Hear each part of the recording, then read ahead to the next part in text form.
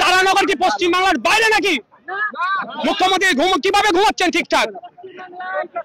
না, তারানগরের বঞ্চিত সমাজের মানুষ বাস করে, পিছিয়ে বর্গের, হিন্দু মুসলিম নির্বিশেষে পিছিয়ে বর্গের মানুষ বাস করে। গ্রামীণ সমস্যা বলে তাকাচ্ছে না।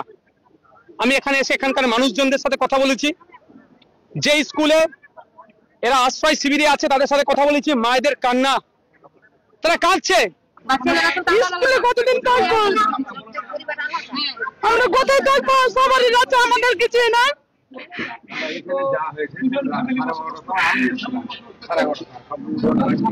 মুর্শিদাবাদ জেলার জলজান্ত সমস্যা গঙ্গা এবং পদ্মা ভাঙন। এই সমস্যা 1 দশক 2 দশক বা 3 দশকের নয়, প্রায় 70 দশক জেলার গঙ্গা এবং পদ্মা ভাঙন। বর্তমান সময়ে মালদা এবং মুর্শিদাবাদের একের পর এক গঙ্গা এবং পদ্মা ভাঙনে বিপর্যস্ত ক্ষতিগ্রস্ত হচ্ছেন সাধারণ দিন আনা দিন খাওয়া মানুষগুলি। এই মুহূর্তে আমরা ঠিক দাঁড়িয়ে রয়েছি মুর্শিদাবাদ জেলার লালগোলা ব্লকের বিলবোড়া গ্রাম পঞ্চায়েতের তারানগর পদ্মা ভাঙন কবলিত এলাকায়। আজকে ঠিক দুপুর 12টায় উপস্থিত হয়েছিলেন আইএসএফের একমাত্র বিধায়ক নওশাদ সিদ্দিকী এবং প্রথমতই তিনি তারানগর প্রাথমিক বিদ্যালয়ে ভাঙন কবলিত বিপর্যস্ত সর্বশান্ত মানুষগুলির সাথে কথা বলেন। ক্রন্দনে ভারাক্রান্ত হয়ে ওঠেন বিধায়ক নওশাদ সিদ্দিকীকে পেয়ে। তাদের আবেগ, তাদের দুঃখ, দুর্দশা, যন্ত্রণার কথা তুলে ধরেন বিধায়কের কাছে। 2 মাস আপনাদের বাড়ি ভেঙে চলে গিয়েছে, কিচ্ছু নেই।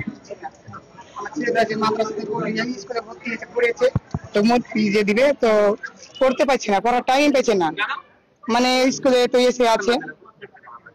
আমার বড় মেয়েটা মাধ্যমিক দিয়েছে, মাধ্যমিক দেওয়ার পরে যাবা যে পরীক্ষা আছে সামনে, তো পরীক্ষা দিবে, তো মানে লেখাপড়া তো ঠিকভাবে করতে পারছে না।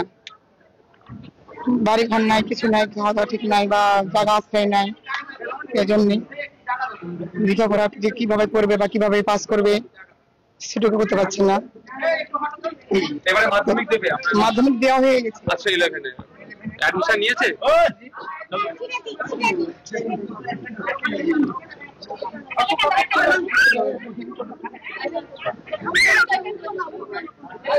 আপনাদের কতটা জায়গা ছিল? জমি, চাষবাসের জমি জায়গা সব? এমনি শুধু একটা বাড়ি ছিল, চাই চলে গেছে আপনাদের? হ্যাঁ হ্যাঁ হ্যাঁ, বুঝতে পেরেছি। মানে আপনাদের পুরো দেওয়ার এই পুরোটাই সব? প্রথমে আমরাই চলে গেছিলাম, আর 12টার দিকে আমাদের বাড়ি নেমে গেছিল। পাশে বাতে ঘুমাইতাম, রোড কাটার পরে পাশে বাতে ঘুমাইতাম। পাশে বাতে 15-20 দিন থেকে গেছি, সেটাও তলিয়ে গেল। সেটা তলিয়ে গেছি। আবার এসে স্কুলে থেকে গেছি 1 বছর আগে, 15-20 দিন এখানে স্কুলে কাটিয়ে গেছিলাম। তারপরে পানি মরের পরে আবার যে আশ্রয় দিয়েছিলাম টাটি মাটি বেঁধে, সে এটুকুই চলে গেল। এখন কিছু নাই, এখন এটুকু এখানে আছি, স্কুলে আছি। সে বুঝতে পারছি, আর এখানে 2 মাস ধরে আছেন, তো আপনাদের খাওয়া দাওয়া মানে বুঝতে পারছেন যে বাড়ি ঘর জন্মান্তর কোনো কিছুই না।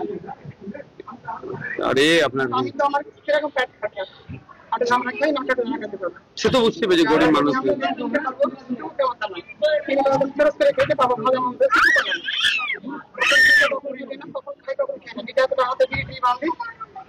এখানেই করছেন, কাজ করছেন। আর আপনার পুনর্বাসনের জন্য মানে নতুন করে ঘরের ব্যবস্থা করে দেওয়ার জন্য সরকারের পক্ষ থেকে কিছু বলা হচ্ছে, বা এখানে যারা লোকাল অথরিটি যারা আছে কিছু কথা হয়েছে?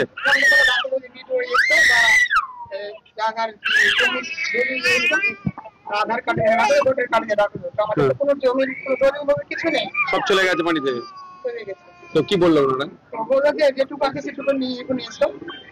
বিধায়ক হুঙ্কার ছেড়ে বলেন, আমরা কলকাতা হাইকোর্টে জনস্বার্থ মামলা করব।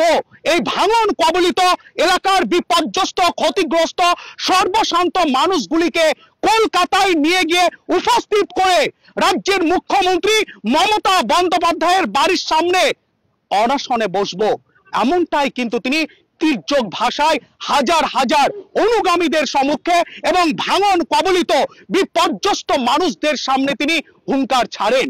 তিনি ছেড়ে কথা বলেননি স্থানীয় সাংসদ খলিলুর রহমান, এবং তিনি পশ্চিমবঙ্গ সরকারের বিদ্যুৎ দপ্তরের রাষ্ট্রমন্ত্রী আক্রুজ্জামানকেও তীর্যক ভাষায় আক্রমণ করেন। পাশাপাশি লালগোলা বিধানসভার বিধায়ক তিনি কেন মানুষদের এখনো পর্যন্ত পুনর্বাসনের ব্যবস্থা গ্রহণ করতে পারলেন না, কেন এতটা দ্বিচারিতা রাজ্য সরকার এবং কেন্দ্র সরকারের? রাজ্য এবং কেন্দ্র সরকারকে তিনি কটাক্ষ করেছেন, আক্রমণ শানিয়েছেন এবং এই তারানগর গ্রামবাসীর উদ্দেশ্যে তিনি জানিয়ে গিয়েছেন যদি 15 দিনের মধ্যে প্রকৃত সমাধান না হয় তাহলে ভোট বয়কটের ডাক দেওয়ার জন্য তিনি নির্দেশ জানিয়ে গিয়েছেন। সামনেই 2026 বিধানসভা নির্বাচন। এই নির্বাচনের প্রাক মুহূর্তে আমরা দেখতে পাই প্রতিটি রাজনৈতিক দলের নেতা, নেতৃত্ব, কর্মী, সমর্থকরা পাড়ায় পাড়ায় গিয়ে বাড়িতে বাড়িতে বাড়ির উঠোনে উপস্থিত হয়ে প্রতিশ্রুতিবদ্ধ হন, অত্যন্ত হাসি মুখে, মিঠে মুখে অনেক শব্দ চয়ন করে ভোটটাকে তেনারা নিয়ে নেন। কিন্তু ভোট যেমন পেরিয়ে গেল, জনপ্রতিনিধি তৈরি হয়ে গেল, তাদের এসি রুম ছাড়া আর কোথাও যেন দেখা মেলে না। এই নিয়েও তিনি বারংবার আক্রমণ শানিয়েছেন শাসক দলের নেতা, মন্ত্রী, মুখ্যমন্ত্রী এবং কেন্দ্র সরকারের প্রতিনিধি এবং প্রধানমন্ত্রীর বিরুদ্ধে। কেন কেন্দ্র সরকারের পক্ষ থেকে প্রতিনিধি টিম এই বিপদগ্রস্ত, ক্ষতিগ্রস্ত রাধাকৃষ্ণপুর এবং তারানগরে পাঠানো হলো না? এত বছরের সমস্যা নিয়ে কেন দ্বিচারিতা? এই নিয়ে তিনি জানিয়েছেন মুর্শিদাবাদ জেলাবাসীকে আরো বেশি সচেতন হতে হবে। 22টি বিধানসভার মধ্যে 20টি বিধানসভা তৃণমূল কংগ্রেসকে দেওয়ার পরেও তৃণমূল কংগ্রেস কেন মুর্শিদাবাদ জেলাবাসীর প্রতি এত বঞ্চনা করছে? কেন মুর্শিদাবাদ জেলায় একটি মাত্র মেডিকেল কলেজ, কেন একটিও পূর্ণাঙ্গ বিশ্ববিদ্যালয় গড়ে ওঠেনি?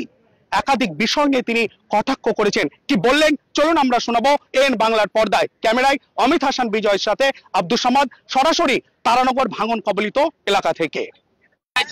দেখুন ভয়ঙ্কর ভাবে ভাঙছে, মানে আমি যে এখানে দাঁড়িয়ে আছি কালকে হয়তো জায়গাটা নাও থাকতে পারে। সামনে কবরস্থান আছে, জুমা মসজিদ আছে, ঘোষপাড়াতে মন্দির আছে, শ্মশান আছে। ঘোষপাড়ার মানুষের, শেখপাড়ার মানুষের আতঙ্কিত, যে কোনো সময় হয়তো ঘুমাবে, গঙ্গা ভাঙনে তলিয়ে যেতে পারে। তলিয়ে যেত। একদিন রাত 12টায় এখানকার এক মানুষ আসে, সে এসে দেখে বাঁশ বাগানটা বসছে, তার পরিবারের লোকজন ঘুমাচ্ছিল, তড়িঘড়ি তাদেরকে বার করেছে, নাহলে তারাও গঙ্গা পদ্মাতে তলিয়ে যেত। তো রাজ্য সরকার কি করছে? নেপাল হলে নেপালের বিষয়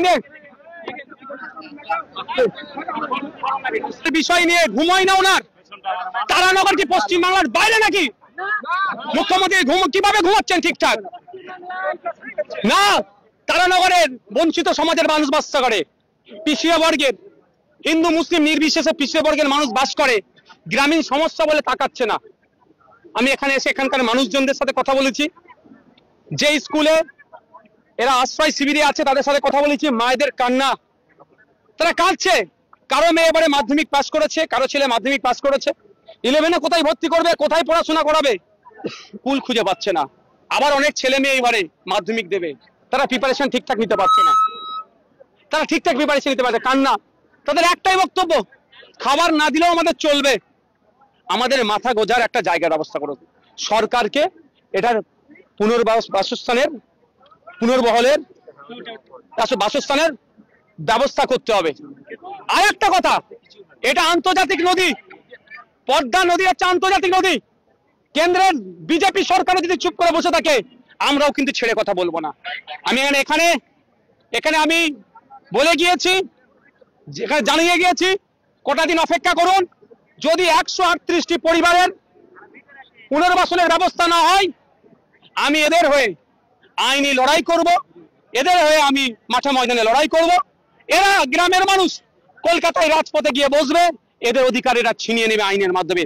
সেখানে রাজ্য সরকার, কেন্দ্র সরকার, দুটো সরকারের বিরুদ্ধে আইনি লড়াই আমরা চালাবো। 70 বছরের সমস্যা। বিগত দিনে কংগ্রেস সরকার ছিল, বর্তমানে বিজেপি সরকার রয়েছে, তারপরে মালদা এবং মুর্শিদাবাদের প্রতি বঞ্চনা কেন, কি বলবেন? দেখুন, এরা গ্রামের মানুষকে মানুষ হিসাবে এরা দেখে না, শুধু ভোটার হিসাবে দেখে। ফলে এই সমস্যা আছে, সমাধান হচ্ছে না। গত আমি 7 তারিখে আমি ঘাটালে গিয়েছিলাম, ওখানে গিয়ে একটা কথা বলে এসেছি, যে আপনারা সমস্যা হচ্ছে একটা সরকারের বিরুদ্ধে গিয়ে অন্য সরকারকে ভোট দিয়ে ফেলেন। কেন্দ্রে যে সরকার চলছে, রাজ্যে যে সরকার চলছে, এই দুটো সরকারের বিরুদ্ধে গিয়ে ভোট করুন। 70 বছরের সমস্যা, ওখানে 70 বছর ছিল না অবশ্য, যে সমস্যার সমাধান হয়তো হতে পারে। তো আজকে এখানে আমি বলেছি একটা কথাই, ভোট বয়কট করুন। 2026 বিধানসভা নির্বাচনের আগে এলাকার মানুষ সেই শামশেরগঞ্জ থেকে শুরু করে, ভুতনি থেকে শুরু করে, মালদার থেকে শুরু করে, রতুয়া থেকে শুরু করে ভোট বয়কট করলেই তখন এরা হাড়ে হাড়ে টের পাবে। আর ভোট যদি চাইতে আসে, গণতান্ত্রিক প্রক্রিয়া তখন জবাব দিতে হবে। আগে পদ্মা ভাঙন, গঙ্গা ভাঙন রোধের জন্য কংক্রিটের বাঁধ নির্মাণ করো, তারপরে তোমরা ভোট চাইবে। আরে গঙ্গার উপরে যদি আবার লক গেট যেটা আছে, ব্যারেজ যেটা আছে, ব্যারেজ উল্টো দিকে যদি আবার সেকেন্ড ব্রিজ হতে পারে, দীঘায় আপনার ঢেউ ঢেউ আছড়ে পড়ছে পারে, সেখানে কিছু ভাঙছে না, এখানে ঢেউ নাই, অল্প স্রোতে ভেঙে চলে যাচ্ছে, সরকার কি করছে? ঘুমাচ্ছে নাকি? এই ঘুম আমরা ভাঙাবো, গ্রামের মানুষকে নিয়ে ভাঙাবো।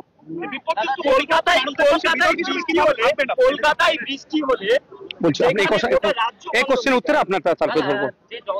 দাঁড়ান, আমি বিধায়ক, আমি ভাঙড়ের বিধায়ক, কিন্তু আমাকে এখন রাজ্যের বিধায়ক হিসাবে কাজ করতে হচ্ছে। আমি এদেরকে যেটা বলেছি, আমরা অপেক্ষা করব আর কয়েকটি দিন, কারণ 2 মাস ধরে আজকে আশ্রয়স্থলে আছে এরা। আর এখন নাকি ভিডিও ডাকছে, যাক সার্ভে হচ্ছে, 138টি পরিবারের পুনর্বাসনের ব্যবস্থা করতে হবে।